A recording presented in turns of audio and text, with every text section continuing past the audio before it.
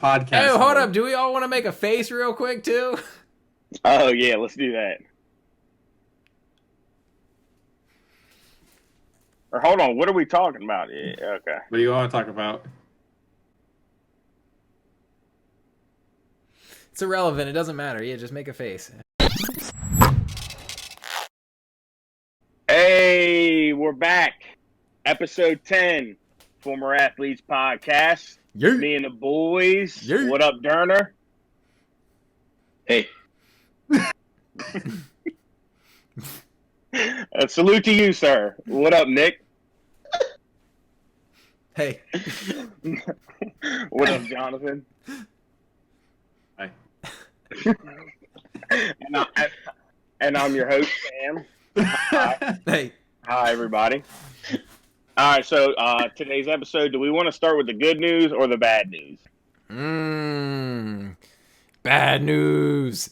Bad news? All right, so unfortunately, last episode, I wasn't here, and the boys talked about a little bit of NFL stuff, and I have to go back and say that if the guys would have done some research, they would have known the NFL 17-game season, the guys are getting paid. That was part of the contract negotiation. So I had to call y'all out, so not doing no research, shame on you. And if you listened to them and believed them, then shame on you, listeners. Shame on you. All right, so now for the good news, back at the good stuff. Shout out Baylor Bears. Did we give them a shout out for winning NCAA March Madness tournament? Anybody? I think we did. I think we talked about it. We had a whole segment on it. Yeah, okay. Did we give a shout out to Stanford Cardinals women? I mean, we're not sexist on this show, right? Did we give a shout out to the women? We might have talked about the fact that there was a women's champion. And Stanford was it. We also talked about in one of the other episodes how Stanford, never wins anything, and here they go winning the women. Oh, yeah, we did talk shit on Stanford. Congrats, Stanford. Yeah, there we go. So congrats, Stanford Cardinals. And then y'all probably have no idea what I'm talking about, but shout out Hideki Matsuyama. Oh, yeah. I did see the name. Yeah. What did he do? Big sports podcast. Oh, and his caddy did the bowing to the course. Yeah. Yes. So shout out Hideki Matsuyama. He was the first first Japanese dude to ever win the Masters, which is pretty cool. CBS, like Jim Nance, they were hyping it up, dude. That's all they were talking about is how much pressure he had on his shoulders. I'm going to take their word for it. Golf is hard as shit, but the dude, I mean, cold as ice, man. The fourth day, final round, cold as ice. He was up big on the competition. I think 4 up on the next guy, Xander Schauffele, and he just brought it home, and it was pretty cool to watch. Hey, I have another fun fact about the Masters then. The kid that played Happy Gilmore's caddy was also in the Masters this weekend. That's a fun fact. Real? Yeah! Because he looked just like him. I think Will. Yes, Will, and it starts with like a Z or some shit like that. Yeah. Yes, that's him. Yeah, dude, he's good too, and that's the real guy. I thought that was fake. Dude, that's the caddy. That's the guy, bro. It's come full circle. I hope he tees off the same way as Happy Gilmore. He learned from the best. Seriously, Adam Sandler is his caddy. No, there's no chance. When was Happy Gilmore made? Back in the 90s? 20 years ago. That dude's like a rookie on tour. There's no way that's the real guy. Dude, that's him. Come on, bro. The same bleach blonde hair, man. Come on. I got you. All right. Well, let's get into today's topic. We're going to talk a little KD with another controversial quote. As always. I mean, I don't know if it was really controversial, but it definitely sparked some conversation between me and the boys. His quote was, "I want to be a great basketball player, not to be chasing some stuff that the humans created in a ring or a gold ball." Well, that's cap on that, but I'm going to pass it to Nick. Nick, what do you think? I'm going to also co-sign that shit is cap. Here's the deal with KD, okay? Because I know him so well. One, he's been hanging out with Kyrie way too much, talking about that's what humans created. Bro, you've been playing basketball your whole life. And I'm going to, before I go too deep into my take, I'm just going to ask the fellas a quick little question. When you were growing up playing your respected sports, did you not dream of making it to the majors in that sport? Did you not dream of being on the biggest stage and winning those championships, being the man, being the one in the limelight, to hit the shot, to hit the home run, to do all that thing? Is that not where like your love of the sport originated from? And now KD, all of a sudden, he don't care. Oh, that's just something that humans created. Humans created basketball too, bro. That's what you're playing, right? So, like, I don't understand how you can have it both ways. Like, oh, it's cool that the humans created this sport, and I love that, and I want to be the best at it. But I don't care about the trophies that these humans created. Yes, you do. That's cap. That's why you assembled the freaking, like, super team that you've got in Brooklyn right now. And I think the only reason this man is saying this stuff right now is because he's still butthurt over the fact that he went to the Warriors. People critiqued him for it, in my opinion, rightfully so. He won these championships expecting to be donned as the new king of the NBA, and nobody gave him that. I would say the large majority were like, nah, because what you did was weak. What you did was soft, bro. You went to a team that you literally had down 3-1. You lost to them. They lost 3-1. You said, okay, let's join together. Together, we will surely win. And they did. Congrats on the championships, but there's a reason I see this on my Instagram every week where people are like, Dirk's 1 ring is worth more than KD's 2. And so because KD never got that justification, he never got the gratification of going there and being a champion, being a finals MVP, and still nobody is saying that KD is the guy. And he may never be the guy. Now, all of a sudden, he just want to hoop. I think it's what does he play? What does he play for then, though? Like, if you don't play to win I mean, I guess plays for money. Is that what he's saying? So, like, he only plays for money? So I'm glad you said that, because I feel like some of this is being taken out of context a little bit.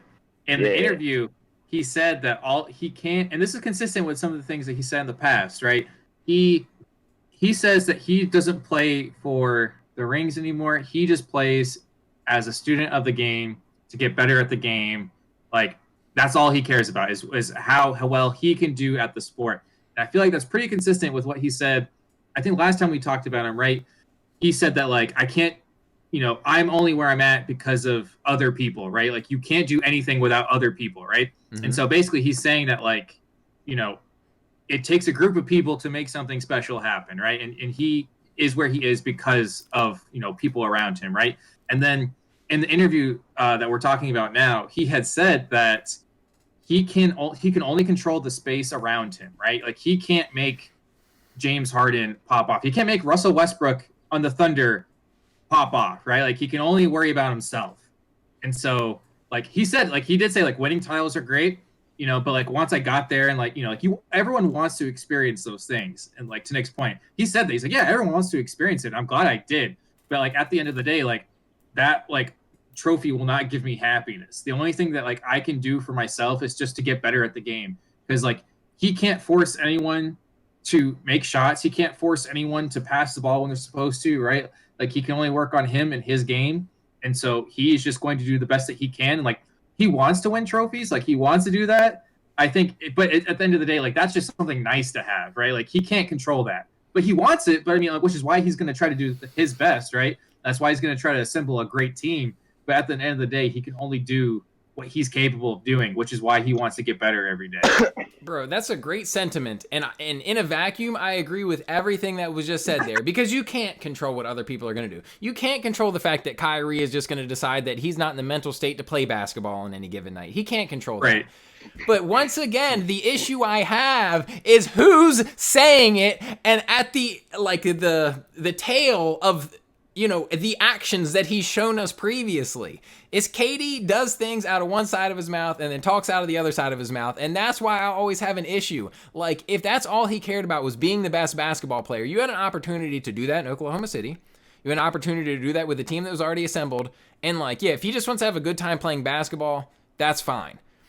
But I just don't think, and that's great. I think he should. I think everybody that works any job should have the best time doing whatever that is. And whatever you choose to do in your free time. I totally agree with that sentiment and that mentality. But it's because this man chose to join this Warriors team, or join the Warriors team. It's because he chose to assemble this Nets super squad. But then you want to, like, try to soften it by what it is that you're saying. Like, your actions are not matching up with what you're saying, sir. Like, I understand the sentiment, and I totally agree. It's just the fact that it's coming from him. If Russell Westbrook said this, if Damian Lillard said this, I'd be like, oh my gosh, they're both such great guys. They're just playing so hard and they're doing their best. But it's Kevin Durant, this man who literally like, it's almost like the biggest like villain move in the NBA, because a lot of people try to villainize LeBron for going to Miami. There was no Miami-Cleveland rivalry. Like, that wasn't a thing. You know what I mean? Like that, but Oklahoma City, Golden State, if only for that year in the playoffs, literally now there's tension between those teams. And he goes, I'm leaving my dogs that I'm riding with right now to go to this team that we literally had foot on the throat and could not seal the deal. We literally let them back up and knock us out. That's where the issue comes from.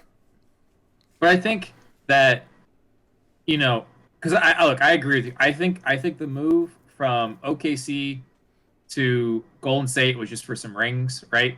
Like, just playing devil's advocate, right, and being on KD's side for this, like, that series was not his fault. He, if anything, he kept them alive. Westbrook did a lot of things in that series to mess up. And so, like, if you're KD, you're like, look, I did everything in my power to make it this, you know, to keep this game alive, this whole series alive, right? If anything, it's my teammates that blew it for me. So, like, look, I want to experience the limelight. I want to play. Like, have you guys ever been on a team and, like, you're the best player, right? But then you go to another team and you're, like, the worst player? Like, you learn a lot. Like, you can learn a lot of things if you go to, like, a different team that's better, right? Like, you can play with nicer people, right? You can pick things up and you can just, like, enjoy yourself a little bit more. I think that move was just to be like, okay, like, I want to see what it's like to get a ring. I want to, you know, like, KD is still KD. You can pick him up and put him on any team. He's still going to be that dude, right? But I think it's just, he just wanted to experience winning. He did. He's like, all right, great. I'm going to hop off this team now. I'm going to go somewhere else now, right? Like, I think he did it to get the limelight, to get the rings. And then after that, he's like, okay, cool. I can check that off my list. I can say that I've won, right? Now let's go do something else, right? Like, and all you can do is just get better, right? After you win, like, what's left, right? Well, get money. Okay. Win, like, get better. I mean, facts that you can pick up KD, drop him on any team, and he's going to be a beast. Like, he is one of the best basketball players in the NBA now and of all time. Like, there's no doubt about that. Once again, it's the things that he's saying versus what he's doing aren't matching up. And I'm going to challenge you on the fact that he did everything that he could. Something that KD has literally openly talked about what he doesn't want to be is like the leader of the team. Like, he just wants to hoop. So if he would have chose, and if he really had that drive inside of him to win, and like, Cam, I'm going to ask you to comment on this. Like, he could have spoken up and said, look, Russ / whoever on the team, we can't be doing that type of shit. Like, when me and Cam used to play softball together, we would holler all the time. Yeah. But it was always out of love and always out of competitiveness. Like, because like we know that us as a collective want to do well. So we would have those conversations. We had that relationship where if I did something messed up, Cam could holler at me. If Cam did something messed up, I could holler at him. And we weren't going to be upset about it. Kevin Durant, I don't think has ever taken time to develop those types of relationships or even work on that type of relationship, where with him and Russ, like, Russ is definitely an A-type alpha personality. Like, I'm sure talking and, like, walking it.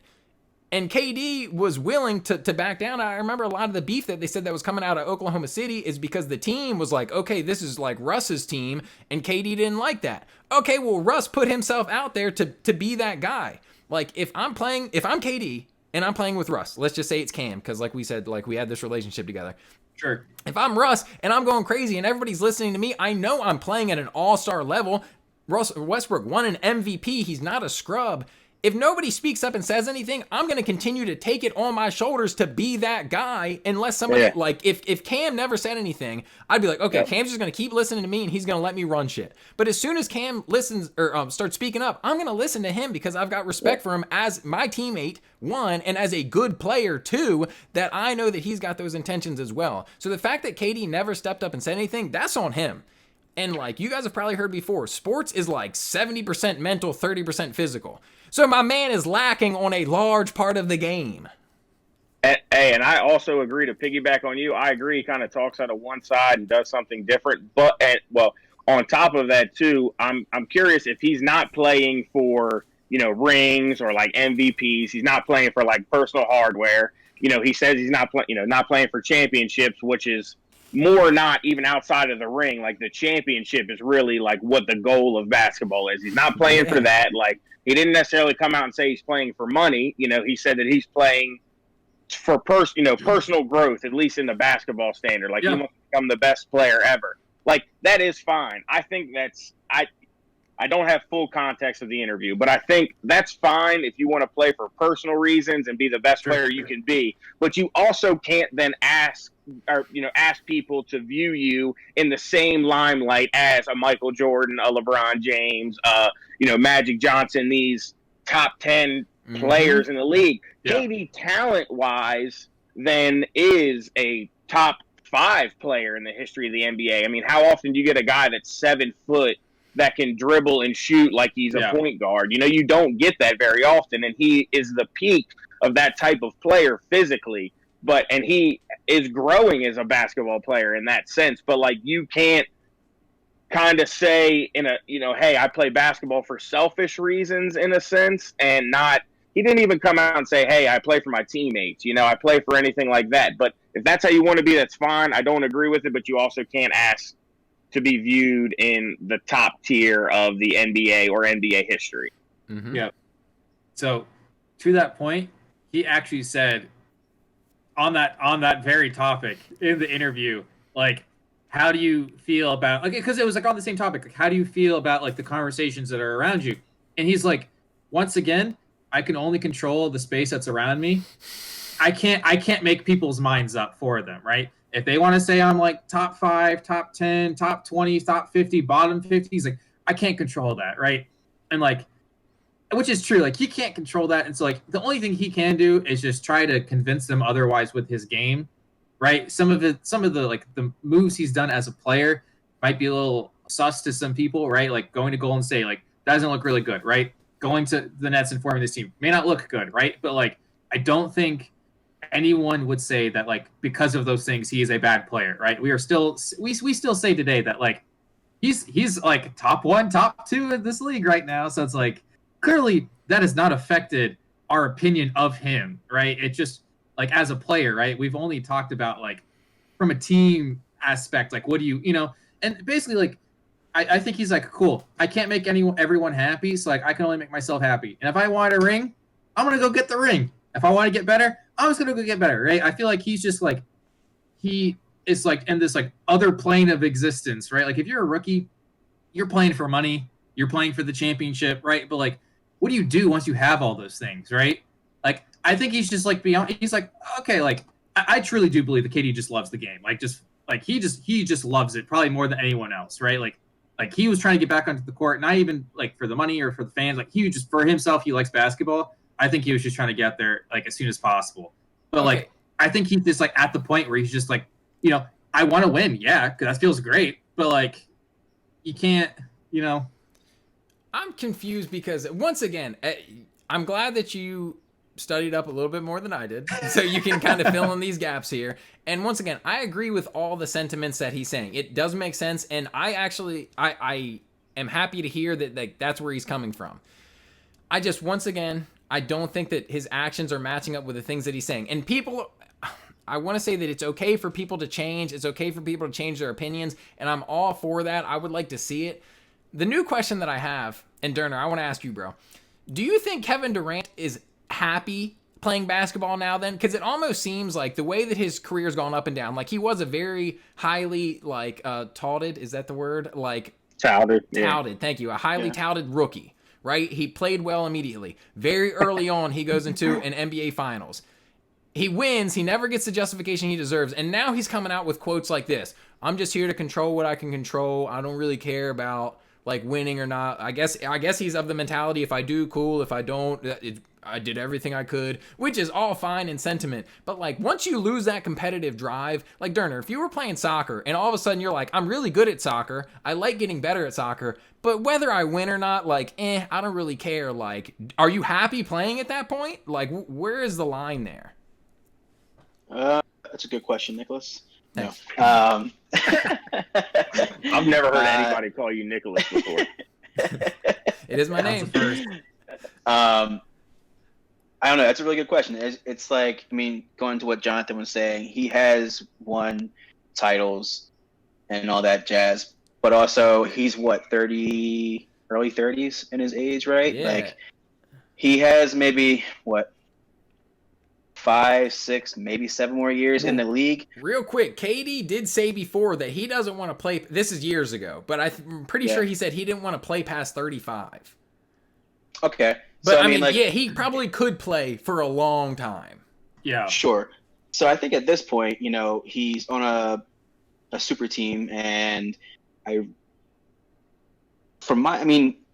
think he's just playing for the development of himself, and he's won all the things that he can win, and he has the people around him to potentially win another championship, right? Like, it's a badass team that he's on, but I don't know. I don't think he's lost a drive. I think if he lost the competitiveness, I don't think he would be playing, right? Like, there's no point in playing besides to earn a paycheck.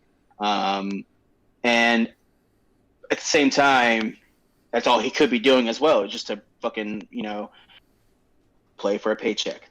But for him to be an elite athlete and for him to be on this team, I don't think he's lost the competitiveness. I just think that he's just really working on his own game, and to where he is, is it a good word? Competent? Is that correct? I would hope that he's competent. I think that he's pretty competent. I mean, he wants to be, No, competent. Yeah. Confident? No. What do you... Competent. He wants to be good. He wants to continue to be competent. Yeah, he wants to be above average in the league. He wants You to said he wants be the that guy. compliment? No. Yeah, oh, that's facts. That is. No, confident was not the word I was looking for. It was. It's You all heard it good. here first. Durner's KD quote coming from Durner is KD wants compliments. Yeah, dude. The more every compliment he gets, he deletes one burner. All right, but let me ask you this though: if, like, have you ever been on a team that's bad, but you can still find enjoyment out of it? I Like, mean, pick up. yeah, Can I Pick up leagues. You ever been Adult on a leagues, bad like, team? no. Yeah. So I okay, would here's say- go ahead, Durner. So for my... Go ahead, Nick. Fuck it. I don't gotta say anything. I said this before. I don't like being on a good team if we don't win. Cam, I think this is why you were gone. Like, bro, we were talking about the NCAA tournament, and like, would you want to be the Zags and be undefeated to the championship? No, I don't want to lose in the championship. Like, and Cam knows firsthand. He can probably tell you how many times we played a tournament and then we lost on Sunday, and I was pissed off the whole ride. Like, it was just like, what we could have been home. We could have been home. So no, like. And here's the thing. For me, I can separate. If I'm going to be on a bad team, I know I'm not going to do whatever it is to win. So I don't care. It's like a separate part of my brain. But like, if I'm going to, there's no way I'm playing on an NBA team with the best basketball players in the world. This isn't even like the China League where it's like, some old NBA players and some really good people that are international. No, this is like the cream of the crop, the peak. All the teams are good. Even the shitty teams are really good.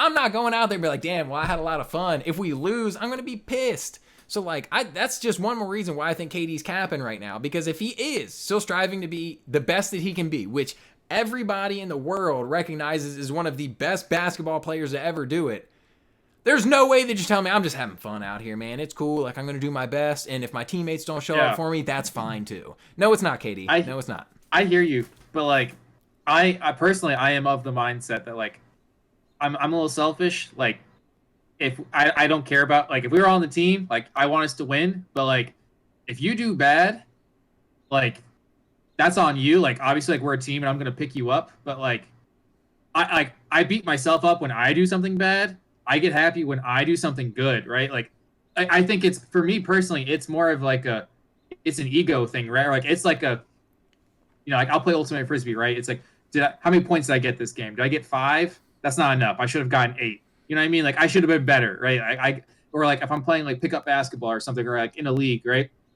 Like, I could be on a team that I know isn't going to do well, but like, I'm personally content knowing that like I locked up my guy, but like I was able to get get the and one, right?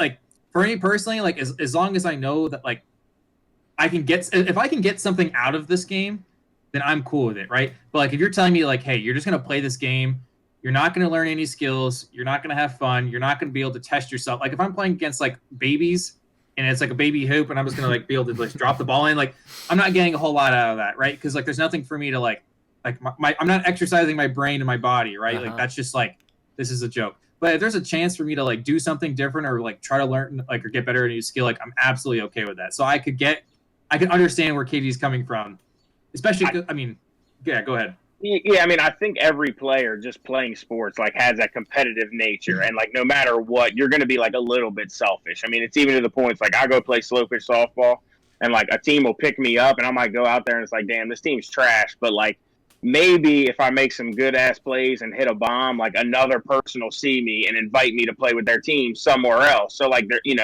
there's definitely things like that, and there's outside reasons of where it's like, hey, that's kind of selfish, but at the same time, it's like it's just part of sports, you know what I mean? And it's just the nature of the business.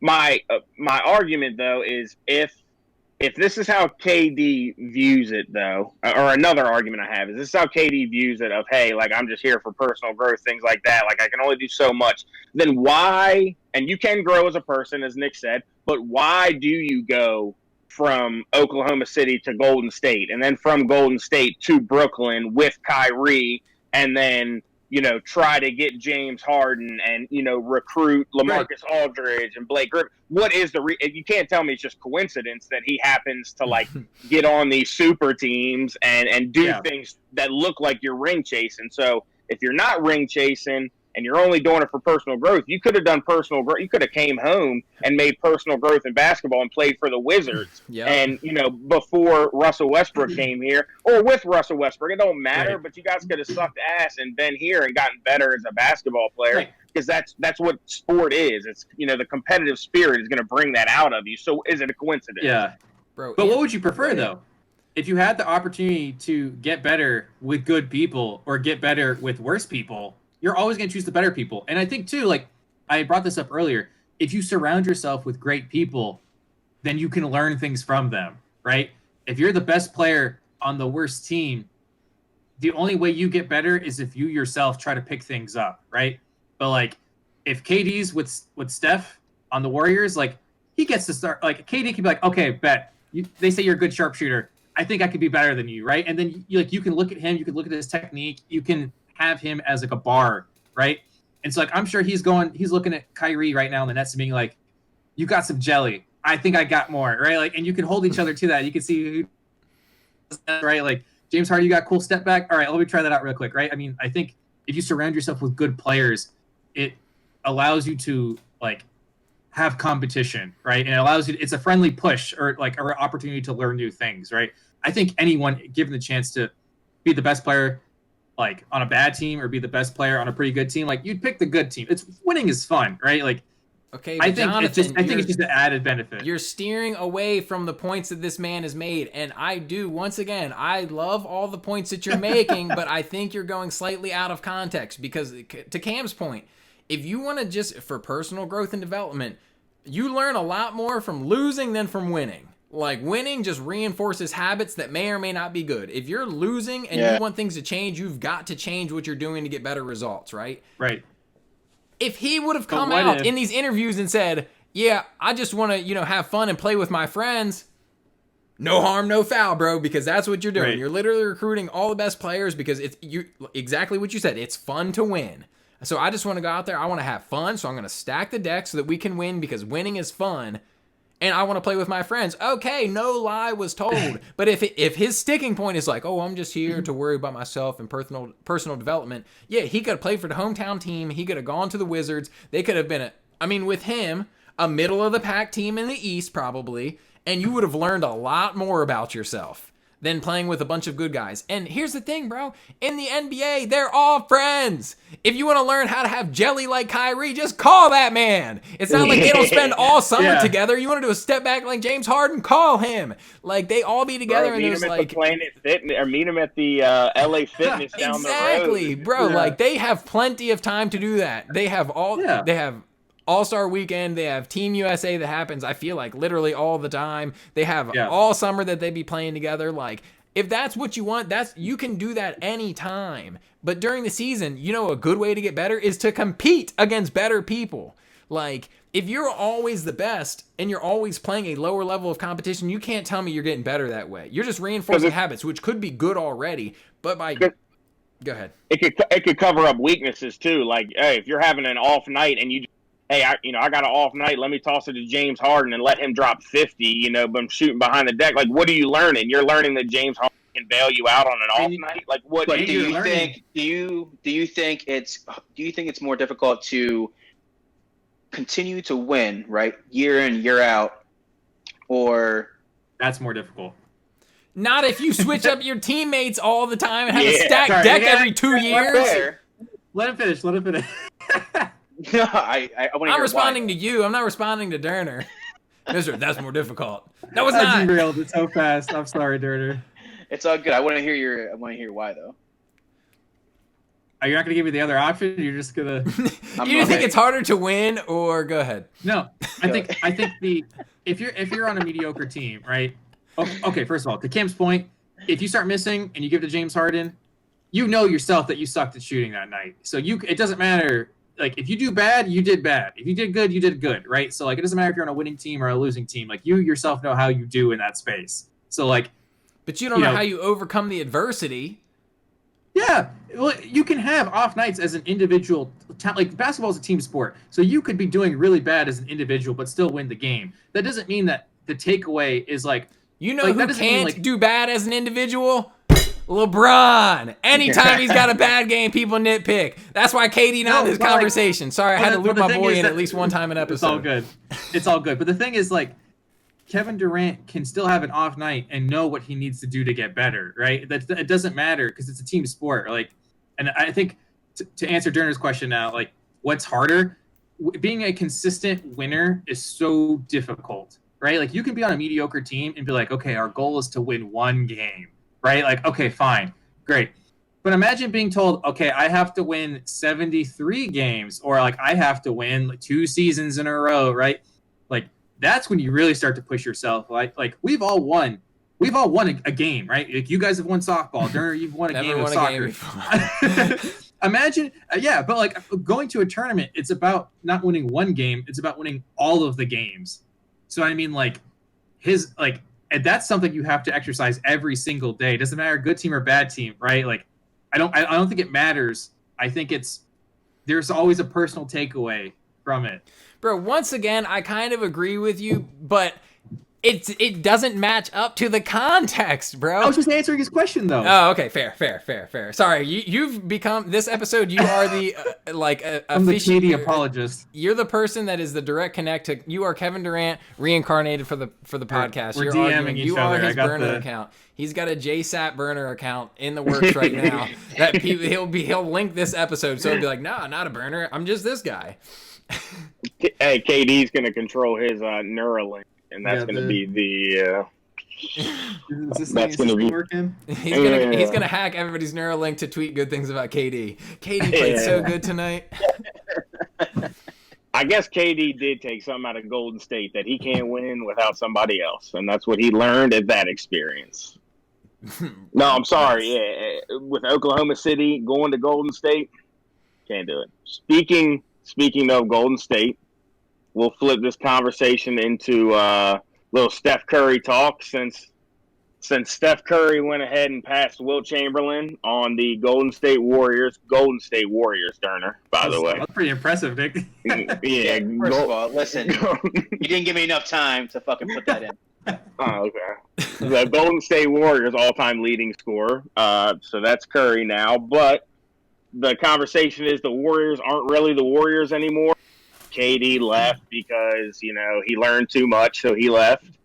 And Klay Thompson got hurt, so, he's gone for the season. And, a couple things happened there. So now the Warriors are, like, fighting for a spot in the Western Conference playoffs even, when they went from being the face of the NBA for a handful of years. So conversations started coming up. Should Steph leave, or should he be, like, the face of the Warriors for the rest of his career and be a one-team man like other greats have done? So I'm going to pass this one to Jonathan because All I know is that the Lakers are calling if Steph is leaving. So fill me in. Like, should he stay? Should he go? So first of all, you should stay.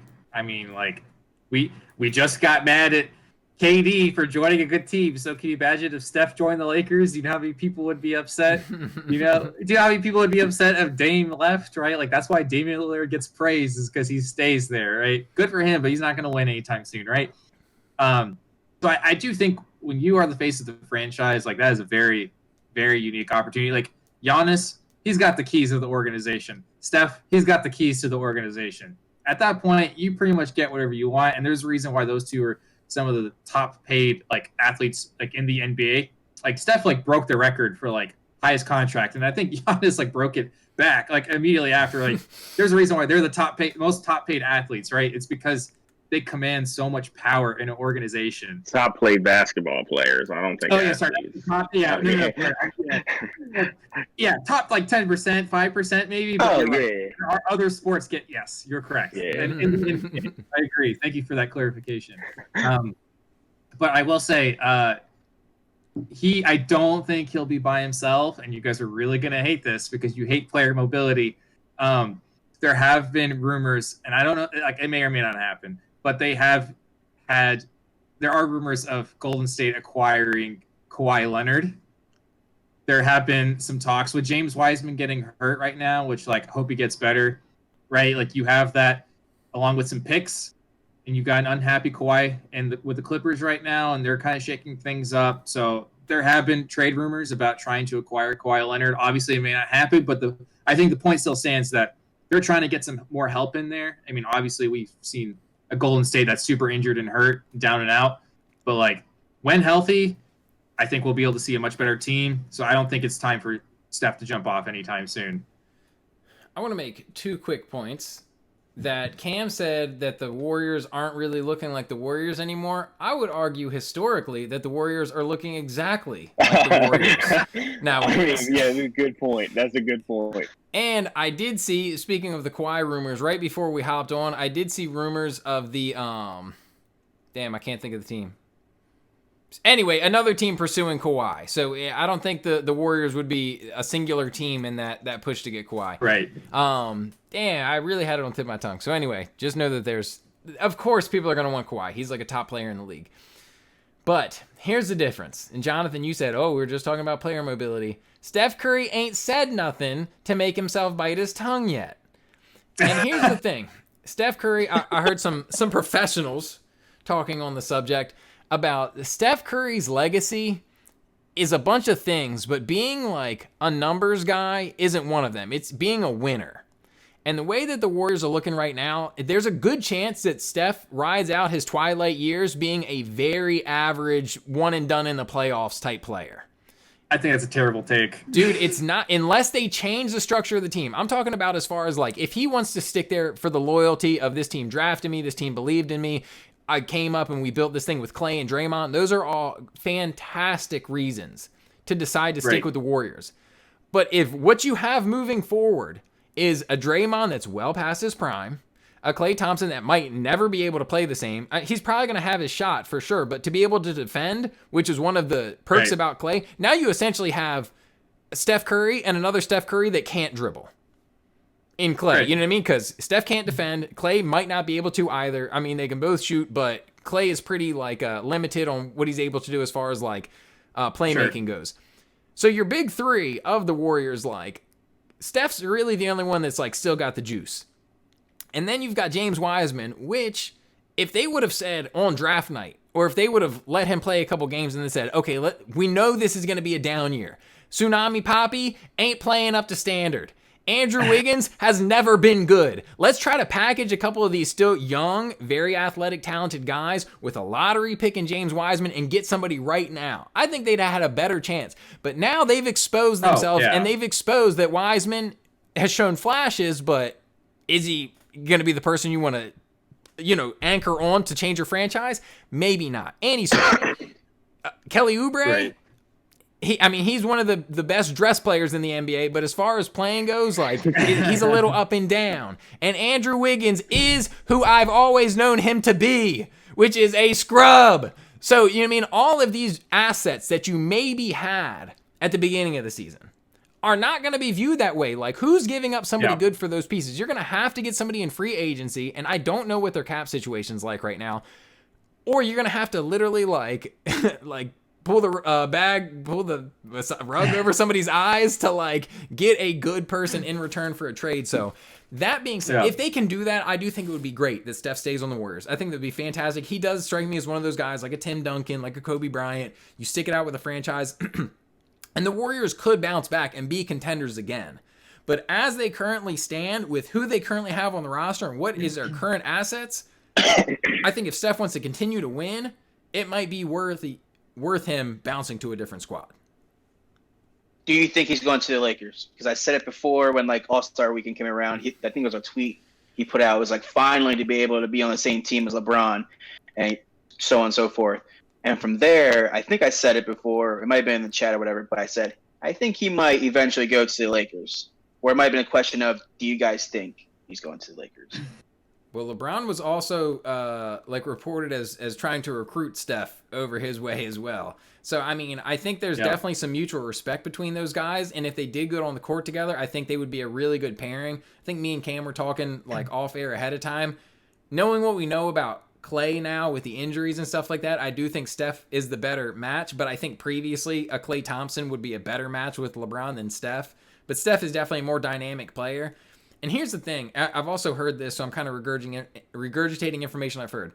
If the Nets really are like the super team that they appear to be on paper, and they just run through the playoffs, like if they sweep everybody all the way through the finals, does that influence his Steph decision to go to a team that's maybe got a couple big name players like an Anthony Davis, LeBron James? Or I don't want to just say he's got to go to the Lakers. Say he goes to the Clippers and joins a Paul George and a Kawhi Leonard. But does that influence his decision to be like, I would really like to win another championship or two before this is all said and done? Let me go make another like super team with some people to compete with the fact that the Nets literally have 3 of the top 15 players in the league, like all killing it right now. I don't know. Right. I definitely think. Go ahead, Jonathan. I definitely think that, you know, that could be something that could influence his decision. The only thing I want to bring it back to it real quick, and it's something that you said earlier. I didn't disagree with like the state of the Warriors team, because I do think right now they are in some trouble, especially with how the rest of the league is shaping up to be. So long, I mean, I will say everyone's injured right now, so really at this point, like it is just a matter of who can be the healthiest by the end of the season. But I mean, I will say I don't think Steph Curry's legacy is built on winning. I think he completely changed the way that the game, like, he really is the reason why. He's the reason why, like, kids are jacking up shots from half court, right? Like, that is not something that would, you know, like, winning, like, I think winning helps, and, like, those records help. I think that just adds to it.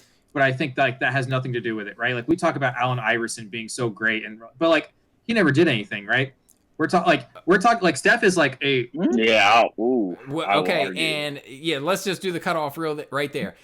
Steph wouldn't be so influential if he wasn't winning at the same time. He could still be jacking up half court shots, and kids would still be like, "Holy shit, I'm not 7 feet tall. I can do that." Which is why I'm glad you brought up Allen Iverson. Never really won like that, but people wanted to be like AI. There's only been one Reebok in the history of the freaking company's creation that did anything, and it was the Allen Iverson signature shoe.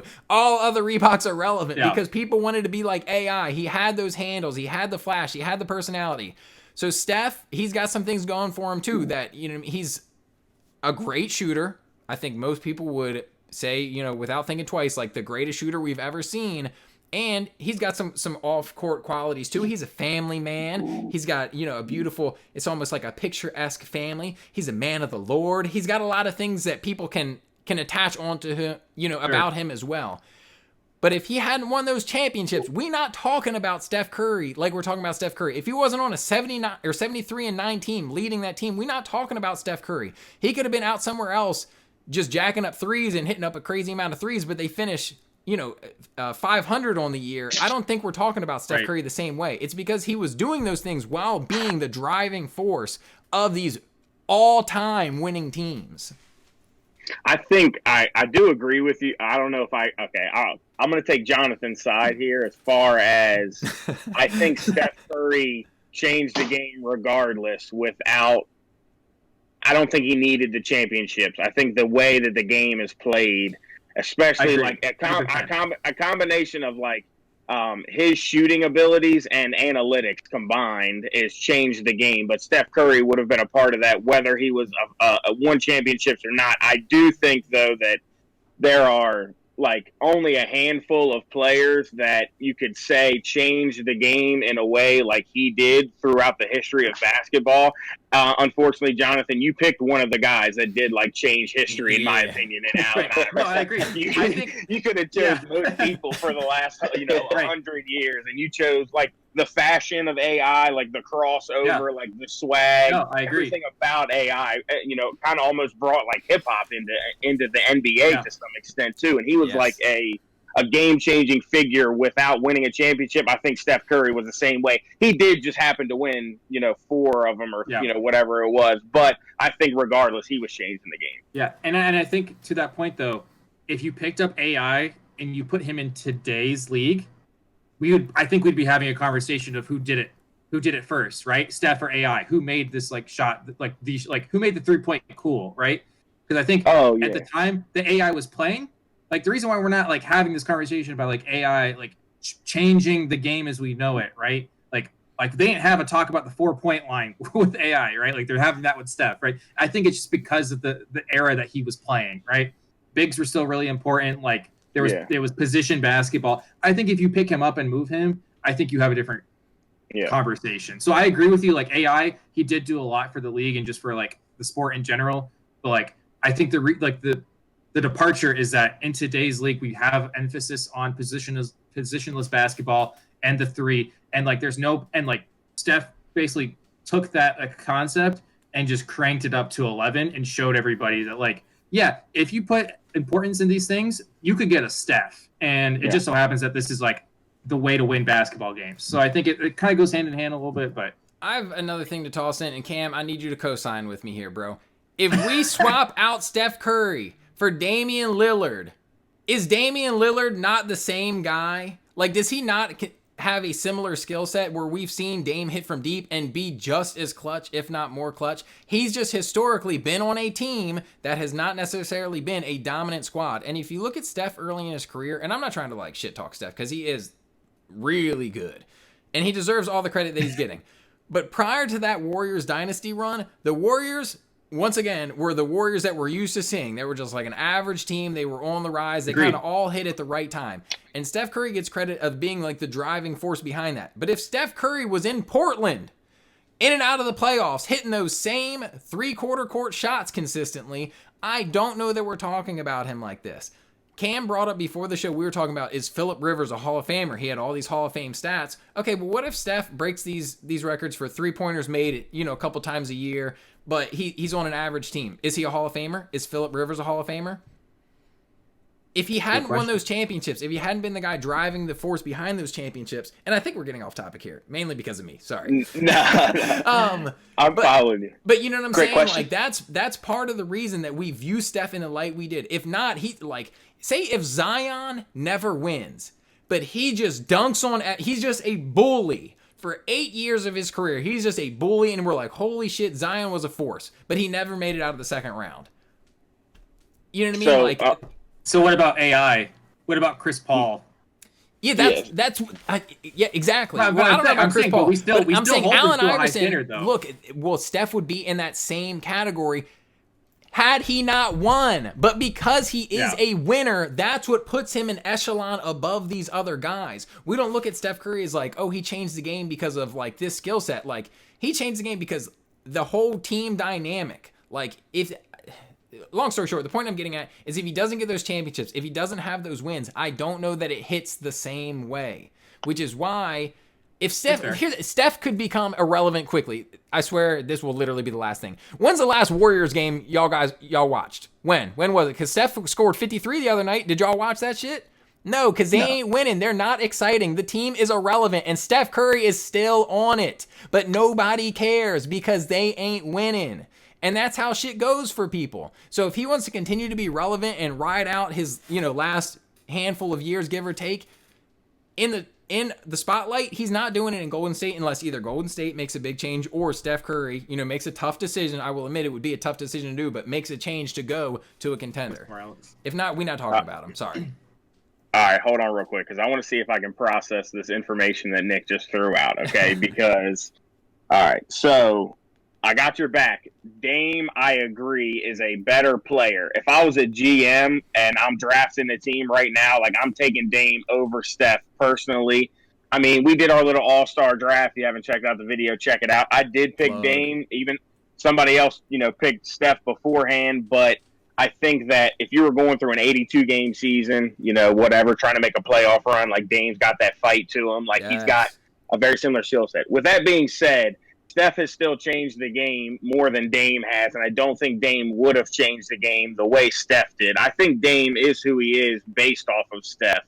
Steph is the greatest shooter of all time. I don't want to say he created, like, the three-point, but he is the one that made it the dominant, the thing that coaches and GMs and try to build their team around. Like, yeah, you have superstars, but you want shooters. And the reason that is because the three-point, Steph made it available to everybody that the three-point is the most valuable thing you can do on an NBA court. And I think that the 5 championships are still just an add-on to where it's the same thing with AI. Like, I think there's a lot of people that were great players. Like Steph Curry also is still a Hall of Famer, even if you take the championships away, based off of he's the all-time leading three-point shooter in the history of the NBA and widely considered the greatest shooter in the history of the NBA. And you can't, with or without the championships, a guy like that, unless everything else about him was a bum, unless he was,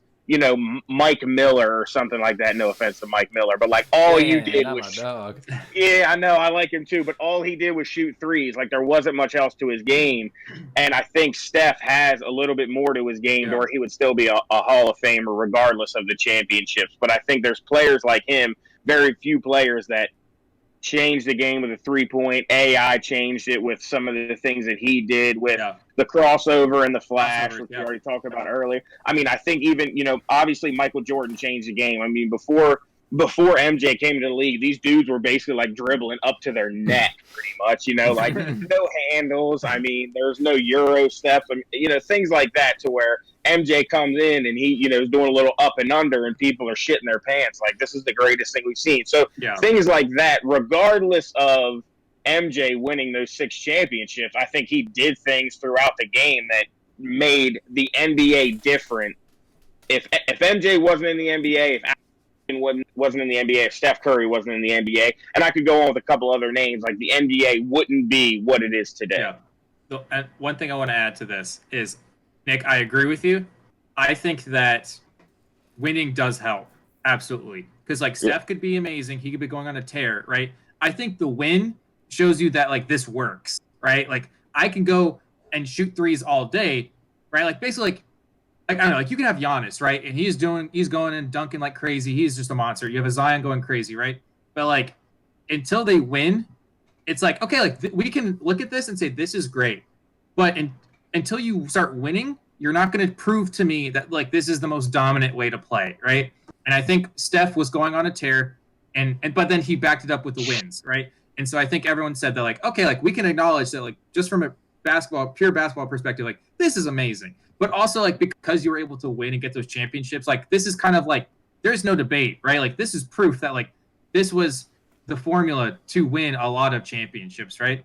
But the one thing I want to point out, too, if we want to make this comparison to Dame, is that, like, I think Steph, first of all, like, I think he was kind of like the trailblazer, pun definitely intended. I think he was the trailblazer in all of this, that, like, he came first and did this, right?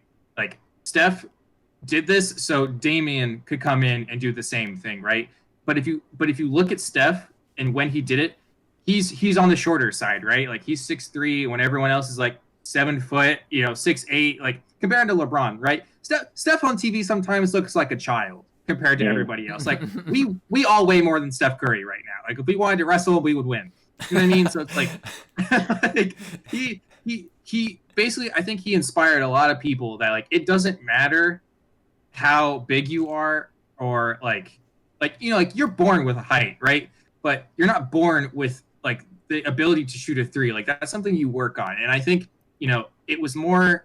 It just worked better with Steph because he was smaller. It was on an up and coming team, right? Like I don't think 2013 is when it really popped off, right? Like when he got unanimous MVP off of doing the insane stuff that he was doing. Honestly, it was like watching a circus event that lasted 72 games, right? Like he was doing some stupid stuff that year. And I think like when going off of that year, I think that's the year when everyone was like, oh my gosh, like this is a thing. Like you can be super short. You could be the shortest guy on the team and still be the best player because you can shoot the lights out every game. Like I think that year was the year everybody like he put the league on notice and the world on notice. Like you don't have to be tall, right? There's always been good players who can shoot and everything, but like I think to your point, Nick, like he backed it up with the wins. Mm-hmm. Like he got all the way, and like he got rewarded with unanimous MVP, the first ever, right? And it was from this short, like 6'3", 175-pound dude who just looked like an average guy. I think that's why he's like this generational talent because it was just like perfect time.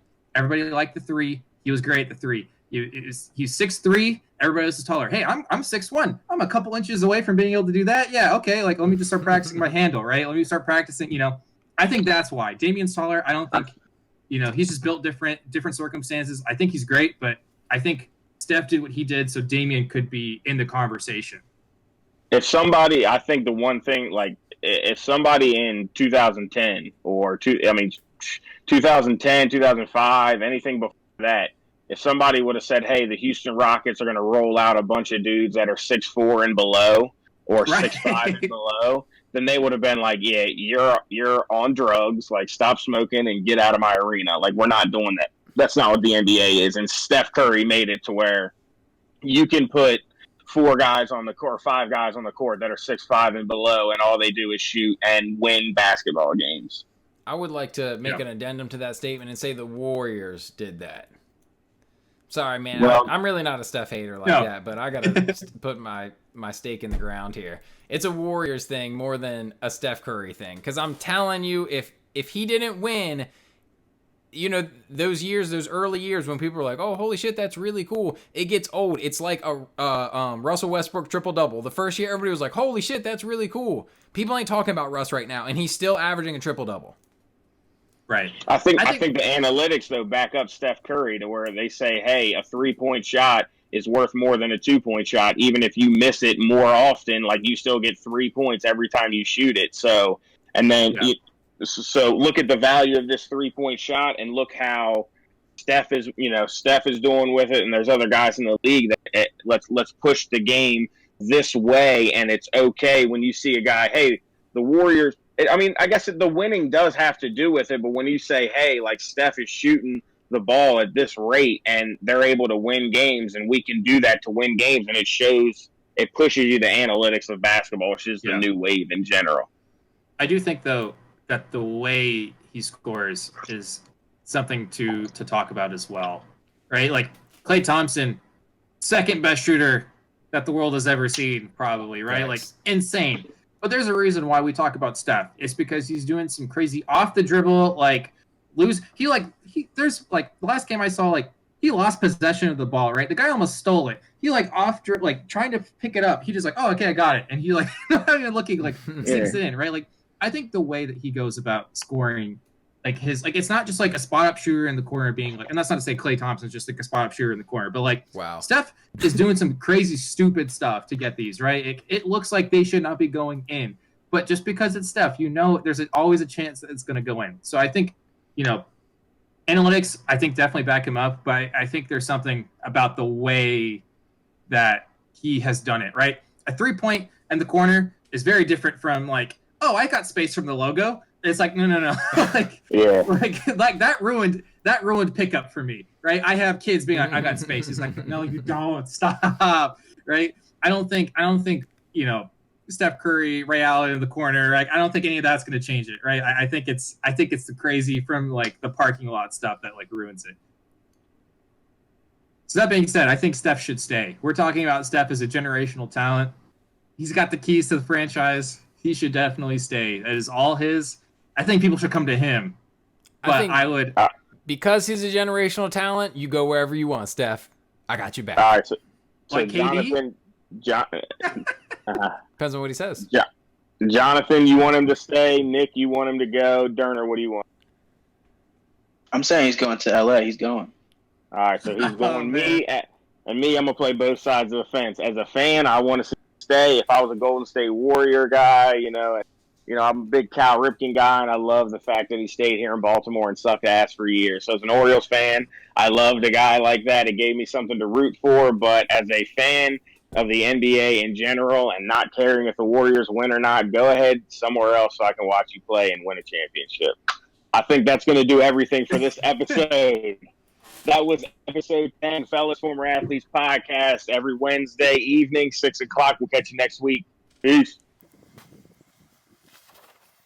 Thanks for watching Former Athletes. Be sure to like, comment, subscribe, follow us on social, and we'll see you next week.